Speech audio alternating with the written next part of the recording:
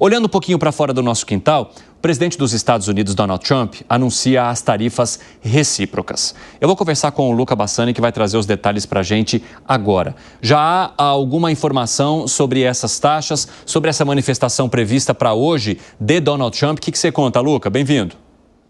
Boa tarde, Evandro, a todos que nos acompanham.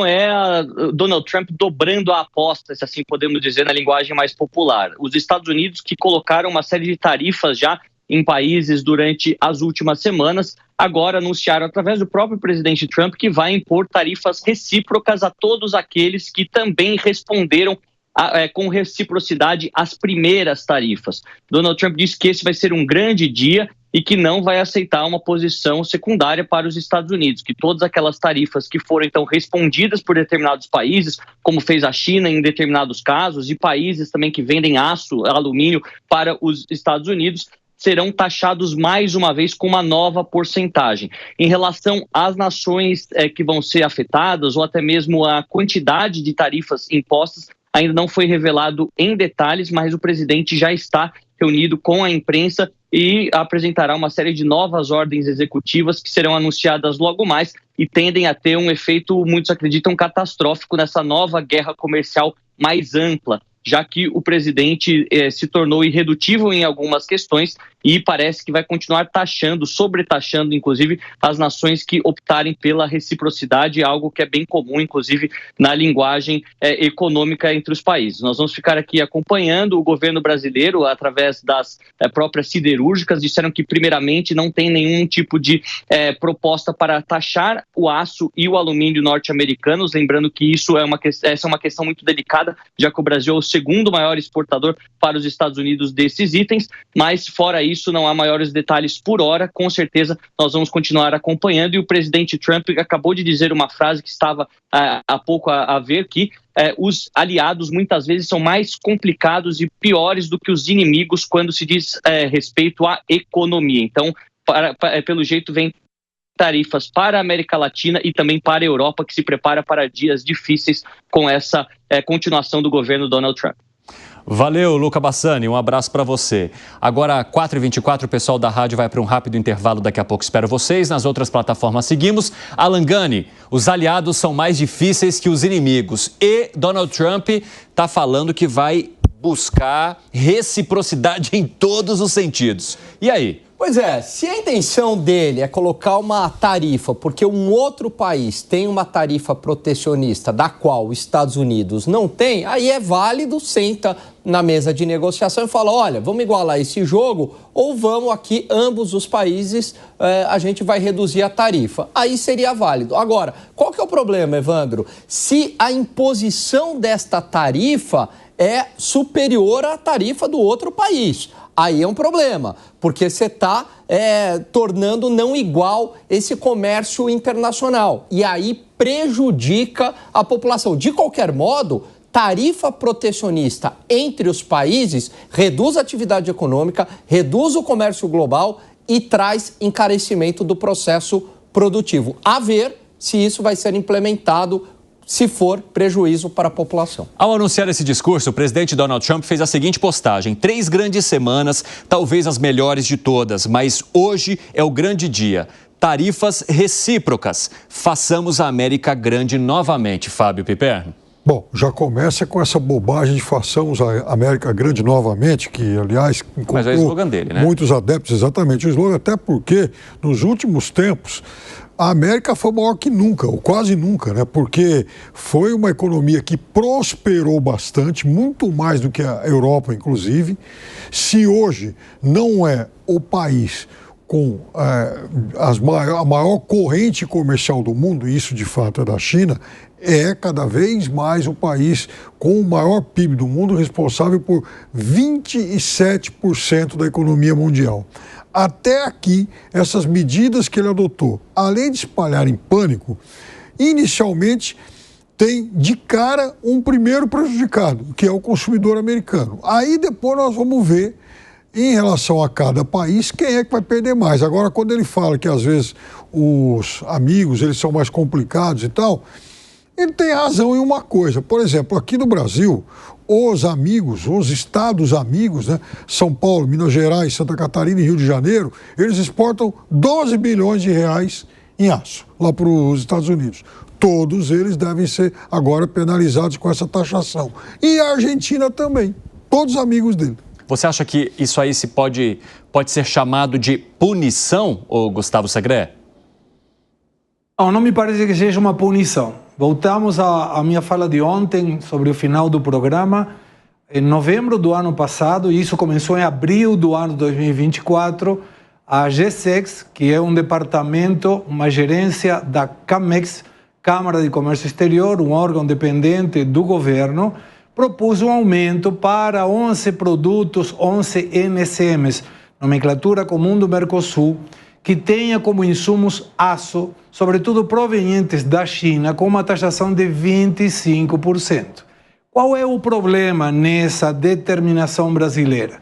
Que como o Brasil está dentro do Mercosul, para conseguir instrumentar essa medida, os outros 3 países têm que estar de acordo. E esse é uma limitante. E aí é por isso que não tem nenhum sentido que os Estados Unidos eventualmente penalize o Brasil, segundo o exportador de aço, sem penalizar os outros países do Mercosul, porque estaria infringindo uma normativa da OMC, Organização Mundial do Comércio, que refere à nação privilegiada ou favorecida. Se eu coloco uma taxação para determinados países e deixo fora algum país próximo deles, pode afetar desvio de comércio e a OMC diria isso não é possível de fazer. Então ele está fazendo a coisa que ele prometeu. Tanto é assim que mesmo com essas ameaças de alguma maneira comerciais, o dólar se manteve quieto. Não é uma questão de surpresa. Ele está fazendo o que ele prometeu na campanha. E essa fala sobre fazer a América grande de novo não tem a ver com a economia não, Piperno, tem a ver com um monte de outras coisas que estão aparecendo, inclusive liberdade de expressão, utilização de recursos públicos para interferência em outros lugares, tudo isso vai aparecer. E aí sim estarão falando sobre fazer a América grande de novo, internamente, não externamente. Quer acrescentar algo, Piperno? Não, Segré, no final ele faz realmente essa alusão ao fato de fazer internamente, não externamente. Pois é, porque quando a América realmente externamente ela resolveu que ela deveria se tornar a polícia do mundo, nós sofremos muito na carne, né? Uma série de golpes aqui pela América Latina toda. Ô Zé Maria Trindade, o que o Donald Trump está dizendo é que ele pretende adotar a reciprocidade com países hoje que taxam os produtos americanos com níveis maiores do que os Estados Unidos taxam esses países. E você, como é que avalia essa decisão? Olha, eu acho que Donald Trump vai ficar na história dos Estados Unidos como um dos melhores, um dos maiores presidentes norte-americanos. É que nós nos acostumamos com o presidente dos Estados Unidos, que seria presidente do mundo e que ajudava, tinha projetos no mundo inteiro de ajuda. Isso é muito bom, mas ele está chamando de volta para problemas internos nos Estados Unidos. Veja bem que ele apontou o dedo para a China, que estava crescendo de uma maneira muito grande e indo para cima dos Estados Unidos, tomando ali interesses e inclusive relações antes só dos Estados Unidos, e ele apontou ali, olha, nós estamos com um problema, nós estamos sendo passados para trás. E chamou a atenção para a gestão interna, ele está sendo o presidente dos Estados Unidos. E quando eu digo isso, eu queria ressaltar, é óbvio o que eu disse, mas eu vou dizer, ele é bom para os Estados Unidos, e não nos esqueçamos. Ele foi eleito para ser presidente dos Estados Unidos e não do Brasil e de outros países, da Comunidade Econômica Europeia. Então ele está fazendo esse papel, é um papel de recuperação dos Estados Unidos, que ficou grande, rico demais e começou a jogar dinheiro pela janela. E ele está fazendo um papel que é chato, que é o papel de cortar gastos, ninguém gosta disso, é um papel de recolher os interesses para os Estados Unidos e não para fora. Agora, é o seguinte, a liderança, ela tem um custo, né? Se um partido é líder, isso é comum aqui no Brasil com relação à América do Sul. Se o Brasil abre mãos de fazer empréstimos, abre mãos de algumas vantagens exatamente pelo tamanho do Brasil, pelo parque industrial do Brasil e assim por diante, o posicionamento no Mercosul. Então, essa liderança, ela tem um custo. E o Donald Trump está abrindo mão desta liderança. Mas ele está reforçando a sua posição e a posição dos Estados Unidos. Então, eu vou dividir. Ele é um excelente presidente dos Estados Unidos e péssimo para o resto do mundo. O que você achou desse argumento aqui do Zé Maria Trindade, hein, Alan Gani? Olha, é um ótimo presidente para os Estados Unidos porque protege os interesses daquele país, mas mete medo em quem agora está acompanhando essas políticas. E em se tratando de Estados Unidos, que sempre gostaram de meter o dedo no doce alheio, dá certo esse tipo de política que protege tanto o seu, mas de alguma forma olha para os seus aliados como prováveis inimigos, ou seja, diz que os aliados costumam ser piores que os inimigos? Pergunta muito boa, Evandro. Eu vejo o seguinte, se o Donald Trump se voltar para a resolução de problemas internos, como ele vem fazendo, então, por exemplo, cortando recursos de agências governamentais que patrocinam pautas ideológicas mundo afora, isso é excelente, né? Ele está defendendo os interesses dos Estados Unidos, liberdade de expressão e os valores da sociedade norte-americana. Se ele também está colocando tarifas protecionistas para igualar o jogo, porque o outro país está com mais tarifa, de alguma maneira, ele também está defendendo os interesses da sociedade americana na medida em que o outro país, vamos sentar aqui e negociar e vamos reduzir a tarifa para ambos. Agora, qual é a minha preocupação? E eu acho que o Donald Trump não vai nesse caminho. É a polícia do mundo, né? Quando os Estados Unidos se metem a ser a polícia do mundo, é um grande problema, né? Ele acaba causando conflitos desnecessários. O último aqui para eu citar, e aí nem foi Donald Trump, hein? A gente está falando do governo Biden, que foi a escalada do conflito entre Rússia e Ucrânia, por conta de uma insistência americana, inclusive financiamento americano, da entrada da Ucrânia na OTAN. A gente pode achar isso super injusto, a Ucrânia tem o direito de fazer o que ela quiser, mas a Rússia avisou. Se vocês insistirem, a gente vai reagir. E aí, você tem condição de bancar a Rússia? Você tem condição, de enfrentar a Rússia? Esse que é o problema. Trump, no primeiro mandato dele, não foi essa polícia do mundo, não foi no sentido de escalar. Por enquanto, o que a gente tem agora, tem muita retórica indicando que ele pode ser essa polícia do mundo, mas ainda nenhuma ação concreta.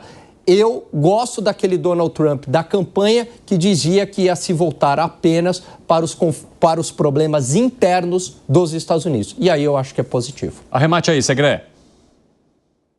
Estou de acordo tanto com o Zé Maria quanto o Alan. Me parece que o objetivo do Trump não é ficar bem, fazer gracinha com terceiros. Ele está preocupado com os Estados Unidos, arrumando a casa, arrumando o orçamento. Vai ficar muita gente no caminho. E em termos das relações internacionais, lógico, tem muita ameaça no começo, mas isso faz parte da forma de negociação. Me parece válido e os resultados serão avaliados daqui a um tempo. O Piperno discordou bastante aqui. Por quê, Piper? Não, porque, veja, a gente não está falando de alguém que tenha manifestado preocupação apenas com temas internos. Quando ele se propõe a ser uma espécie de grileiro internacional e intervir, por exemplo, na faixa de Gaza, isso não é uma brincadeira, isso não é uma bravata, grileiro. Isso não é digno de um presidente de uma potência importante. Quando ele, por exemplo, ameaça a Groenlândia, né, barra Dinamarca, e daí imagino se o Putin chegar amanhã e falar assim, eu estou pensando em anexar a Finlândia, porque a Finlândia em algum momento já foi da Rússia. É óbvio que isso vai ser encarado como uma ameaça muito séria, muito grave. E isso vai mexer com correlação de forças. Então, veja, eu acho que é uma ingenuidade achar que estamos apenas lidando com, sabe, um bedel de parquinho de diversões. Não é assim, não. E outra coisa, a questão do protecionismo, ela, sobretudo, penaliza o consumidor americano. Aliás, os primeiros indícios de alta de inflação já surgiram agora. Ô, Zé Maria, você quer acrescentar algo? Sim, é porque ele, ao adotar esse novo sistema, ele perde liderança, isso eu não tenho a menor dúvida. né? A liderança tem o seu custo, tem o seu preço.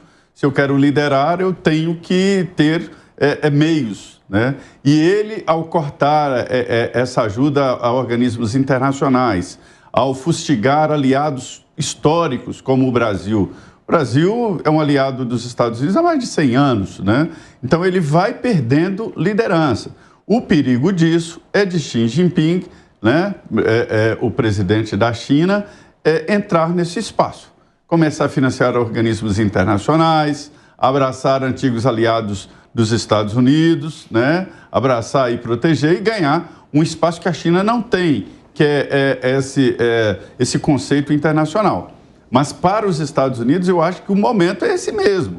Os Estados Unidos não estão bem no cenário internacional e é aquela velha história de grande potência, de império que aos poucos vai sendo ruído por baixo. Então, se ele está cuidando do alicerce, cuidando da economia dos Estados Unidos, aí é possível que depois ele retome. Mas, sem dúvida, que perde liderança internacional com esse posicionamento.